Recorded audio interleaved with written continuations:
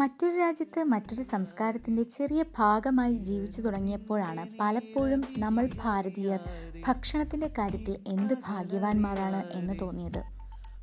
ഇവിടെ എത്തിയതിനു ശേഷം ഏറ്റവും അധികം മിസ് ചെയ്തതും നാട്ടിലെ പല വെറൈറ്റിയിലുള്ള ആഹാരങ്ങളാണ്. പൊതുവെ ഞങ്ങൾ താമസിക്കുന്ന സ്ഥലത്ത് ഇത്തരത്തിലുള്ള യാതൊരു പ്രോഡക്റ്റും ലഭ്യമല്ലാത്തത് കൊണ്ട് തന്നെ ഞങ്ങളിവിടെ കേരള ഫുഡ് പ്രോഡക്റ്റ് മേടിക്കാൻ ആശ്രയിക്കുന്നത് ക്രൗണിയിലെ ഹലാൻ എന്ന ഷോപ്പിനെയാണ്. ഇവിടെ ഏകദേശം മലയാളി സാധനങ്ങളും ലഭ്യമാണ്.